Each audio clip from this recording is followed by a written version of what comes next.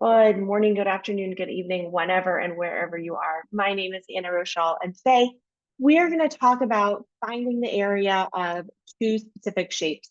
Kind of like in the previous video, we talked about finding the area of, the perimeter of a rectangle and a square. So today we're going to do the same thing, except we're going to find the area of a rectangle and a square. So area is a little bit different. And so again, we have this green box, and that just means that we're going to have some information that we need to learn about. So let's take a look at some of the basic pieces of information. Remember when two perpendicular lines meet, they create this 90-degree angle. And one of the ways that we show a 90-degree angle is by this little, almost like this little box right here, right? And so what we're saying is this line right here is actually perpendicular to this line. So it creates this 90-degree angle. We know that this is also a 90-degree angle because this line here is perpendicular here, right? So if I were to change these out a little bit, I could potentially say that this red line here is perpendicular to the black lines, and this red line here is perpendicular to the black lines. Oh, there we go. Okay. So what we know is when two lines are perpendicular to each other, they create these 90-degree angles. But what we didn't know up until now is actually these perpendicular lines actually create two pieces of information that are super duper important for us to know when we're working with area. So one of the things that's really important is the base, and the other thing is the height, okay? So when we look for the base and the height, we are going to find that this would be the base of my shape, right? The base generally means like the bottom, and this would be the height of the shape. Now, one of the things that I've noticed in, my years of teaching and in my years of explaining what area is and how to find the base and the height and things of that nature is that it really doesn't matter in the shape so long as you're super consistent with, hey, this is the base, this is the height, especially when it comes to rectangles and squares. As we get to further shapes, it does matter. But for the most part, the base generally is the bottom of the shape, and the height is generally the up down version. I have seen some students switch the numbers around, but I don't think it'll make a difference because you'll find that at the end, when we're actually looking to do the formula, you'll find that it won't make a difference. And I'll explain why when we get to that formula piece later. Okay. So the second thing is the area. The area is just a measure of the number of squares that are needed to cover a flat surface. So imagine you're taking tiles in usually in bathrooms. People put tile on their kitchen and on their bathroom floors, and they generally look like squares, right? So let's say this is my fancy pants bathroom floor. Super fancy, right, guys? And so these are my tiles. And normally you won't have any of the tiles overlapping, right? So like this tile won't be on top of this tile. Like that'll just be awkward because then you're gonna have one thing on top of the other like this. And you're like gonna trip over or something, or it's just not worth it, right? So we won't have anything that overlaps. And we're also not going to have random gaps so that we can see the bottom of the floor, right? Or I think it's called the subfloor. Because we don't want to see like random weird floor with our beautiful whatever tile that we picked, right?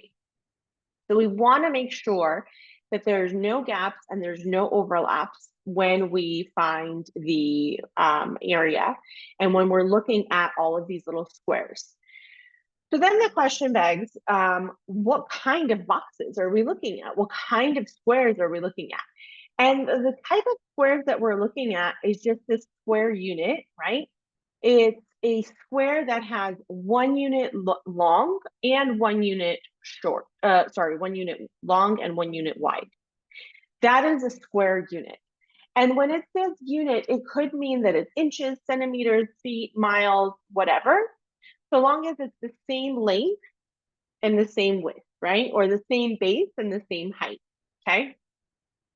We could totally replace that with the same height like 1 unit high and 1 unit of the base, okay? So let's take a look at how that looks like in an actual problem. Okay, so here I have squares. I tried my best to make them all roughly the same size. I think I did a pretty decent job, even though they're not 100% perfect. So let's go ahead and let's count, like, let's say this is my bathroom. This is my bathroom, like looking at it from the ceiling, right? So like I'm kind of like a little fly on the ceiling and I'm looking down at the bathroom and this is what I see on the floor. And I want to know how many units it's long and how many units it's wide and how many units or square units fit inside this particular rectangle. Okay. So a couple of things that we're going to have to find is we're going to have to find the base. We're going to have to find the height. And then we're going to find the area. So that's a couple of things that we're going to need to find before we find this area. Okay. So remember we said that base is always the bottom, right? So we can count that we have 1 box, 2, 3, 4, 5 squares, right? So this is going to be 5 units because we don't know if they're inches, centimeters. Like my computer might be different from your computer. On my end, it might look like an inch. On your end, it might look like a foot, I don't know, or a centimeter or whatever. So we're just going to call it 5 units. And then we're going to go ahead and take a look at the height. The height we always said is going to be how tall the shape is, right? So in this case, our height is going to be 3 boxes or 3 units. So, oh, I should have written that here. Okay, 5 units in here, and then 3 units in here. And then let's go ahead and let's calculate the area. One of the things I like to do is I like to like check off if I've already like counted that box, right? I'm gonna go 1, 2, 3, 4, 5. Then I have another 5, right? So 6, 7, 8, 9, 10, 11, 12, 13, 14, 15.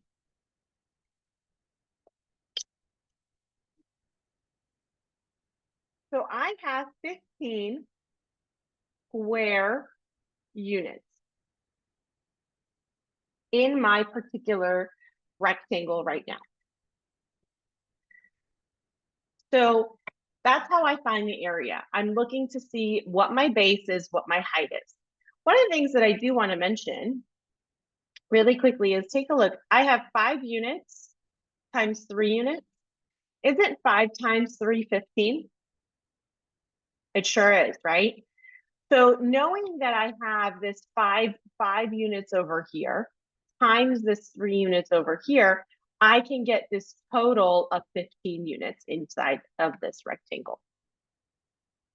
Okay, let's take a look at the other one, right? Oh, I still want to leave it in. Okay. So let's go ahead and let's see if we can't find the base of this shape, the height of this shape, and then we can find the area of this shape. So in this case, the base is really basic because there's just 1 box, right? So this is going to be 1 unit. And then the height we're going to count, and that's going to be, let's take a look, 1, 2, 3, 4, 5, 6. So I'm going to have 6 units in here. And actually what's really nice is when the base is 1 unit, that I can just count the boxes up down and I can see that there's only 6 boxes in the entire shape. So I'm going to have 6 square units for this particular shape, okay? And then the other piece is really important is that we can take this 1, multiply it by the 6 to get my 6 square units. As you move further in math, you're going to see very often that this square units is written a little bit differently. However, even though it's written differently, it is still super, super important to just know that these are square units, not just regular units.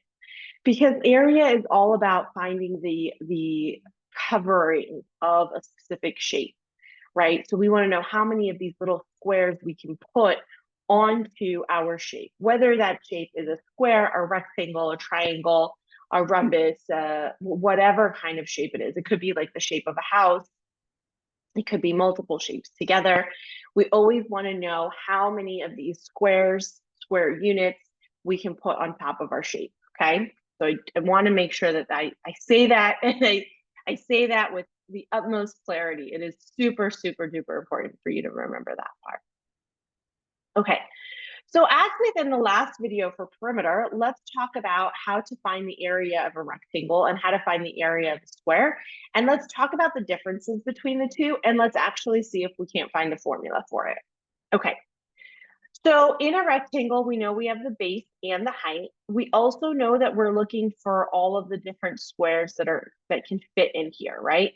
So let's say in this one, I can have 4 and 4, 8 squares in total, right? In this one, let's say I can only have 4 squares, but that's for another moment. So let's actually hold off on that. In order to find the area of a shape, we have in the past taken a look at the base and the height, and we've actually multiplied the base by the height. Now, when you're talking to an adult or somebody who was taught kind of like the same time I was years and years and years ago, they will likely say not base times height. They will likely say that the area is length times width. And that's totally fine. It is length times width because, you know, this is the length and this is the width, right? So you're looking at it in a different perspective. You're just labeling these in a slightly different way. However, I do want you to get used to the base and the height because as we move further in math, a lot of times we're going to be using the base and the height, those two words in other shapes. And once you get used to using base, height, you'll just be like, oh, duh, this is the base, this is the height. It won't be like a thought process. You won't have to like change your thoughts inside your brain when you're learning these new shapes, okay? So I really want you to focus on saying these particular words versus the length and the width, although they aren't wrong, okay? All right, so let's take a look at the area of a square. So in a square, we know that actually all of the sides are the same. And since all of the sides are the same, we can't really say that this is a base and this is a height. We can't really say that, you know, this is a width, this is the length. Realistically, all we usually do is instead of this base and height nonsense or sense, I don't know, we usually say that this is the side length, okay? So side length or side, you know, that's going to be what we use moving forward in math. And as we get more and more advanced in math, we're always going to say side length, side length, side length for square, base height, base height, base height for rectangle, and some other shapes that we'll learn later on. So usually, because we say area is base times height of any sort of quadrilateral that we've covered so far, right, with the rectangle and the square, we're going to actually replace the base and the width with side. So we're going to say that the area of a square is going to be the side multiplied by the side. This is more where you should be later on in middle school, high school, things of that nature, using side for squares. However, if you use base and width for area of a square now, it is totally acceptable. No one's gonna like strike you down or anything of that nature. Okay, so I hope that this was helpful. I'll see you in another video when we talk about some other geometry topics. Bye.